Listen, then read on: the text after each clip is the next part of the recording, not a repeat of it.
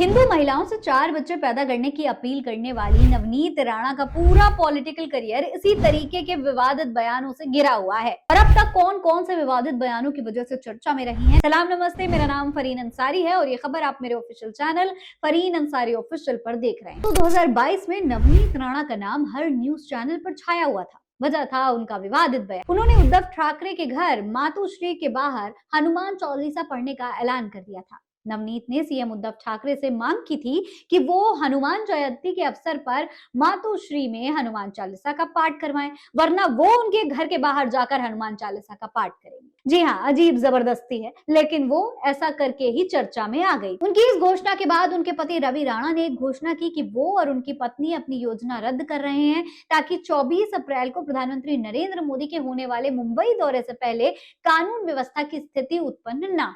इसके बाद मुंबई पुलिस ने नवनीत राणा और उनके निर्दलीय विधायक पति रवि राणा को अलग अलग समूहों में द्वेष फैलाने के आरोप में गिरफ्तार कर लिया था। नवनीत को बायकुला जेल में बंद कर दिया गया था और उनके पति रवि राणा तालूज जेल में बंद किए गए। इस पूरे घटनाक्रम ने नवनीत राणा को दोस्तों रातों रात हिंदुत्व की पोस्टर गर्ल बना दिया। लेकिन सवाल ये उठा कि क्या ये आस्था थी या फिर राजनीति। और फिर दोस्तों आखिरकार नवनीत राणा को ये सब कुछ करने का फायदा भी मिला। लंबे समय तक स्वतंत्र रुख के बाद उन्होंने 2024 में भारतीय जनता पार्टी की सदस्यता ली और पार्टी ने उन्हें अमरावती क्षेत्र में अपने प्रभावी चेहरों में शामिल भी कर लिया।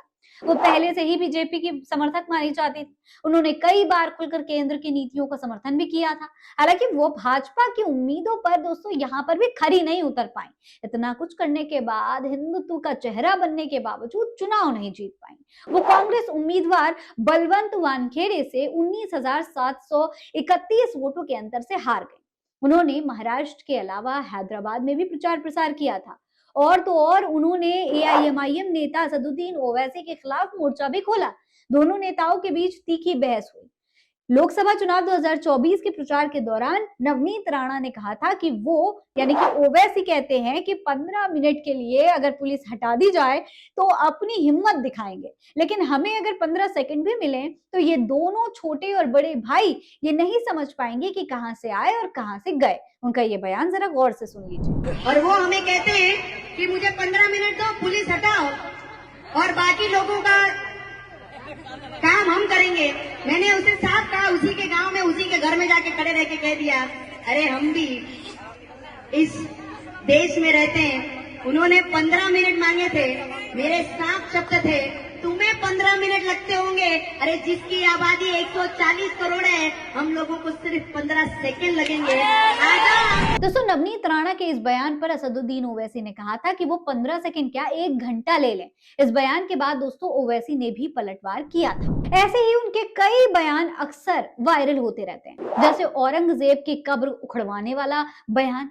उन्होंने कहा था कि महाराष्ट्र सरकार से विनती करती हूँ कि औरंगाबाद का नाम जिस तरीके से बदलकर संभाजी के नाम पर रखा गया है, जल्द से जल्द जो कब्र औरंगाबाद में औरंगजेब की है उसे उखाड़कर फेंक दीजिए। जिसे वो कब्र प्यारी हो वो अपने घर में ले जाकर सजा ले। सुनिए। संभाजी नगर में जो आज भी औरंगजेब की कब्र है, उसी तरीके से उसे उखाड़ के ये महाराष्ट्र से बाहर कीजिए।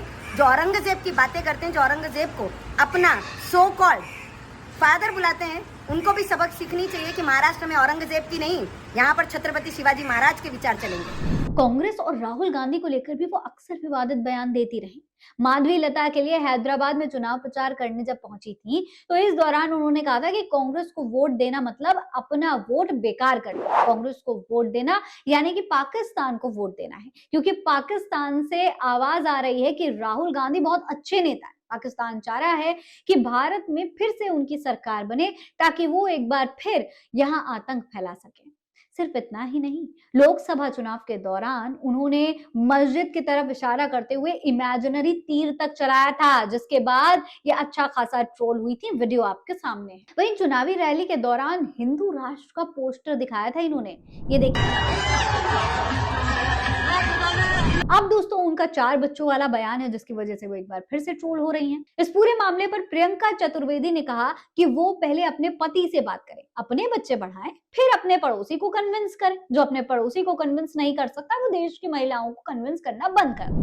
इससे पहले दोस्तों नवनीत राणा ने कहा था कि अगर बंगाल में बाबरी मस्जिद बनेगी तो उसे कार सेवक गिरा देंगे। उनका ये बयान भी सुर्खियों में रहा था। दोस्तों अगर देखा जाए तो नवनीत राणा आज एक पहचान तो जरूर बना चुकी, लेकिन उनकी जो पहचान है वो ज्यादातर काम से नहीं, विवाद और बयानों से बनी है। ऐसे में अगर देखा जाए तो राजनीति में पहचान तो जरूरी है, लेकिन स्थायी करियर के लिए भरोसा उससे भी ज्यादा जरूरी है। खैर अब नवनीत राणा का राजनीतिक भविष्य पूरी तरीके से उनके हाथों में। वो सिर्फ विवादित बयान देकर चर्चा में और हेडलाइंस में बनी रहना चाहती हैं, या जनता के मुद्दों पर काम करके, जमीनी मुद्दों पर काम करके अपने राजनीतिक भविष्य को बेहतर बनाना चाहती हैं, ये उन्हें सोचना होगा। इस पर आपकी क्या राय है कमेंट बॉक्स में लिखकर हमें जरूर बताइएगा। फिलहाल इस खबर में इतना ही। जय हिंद, जय भारत।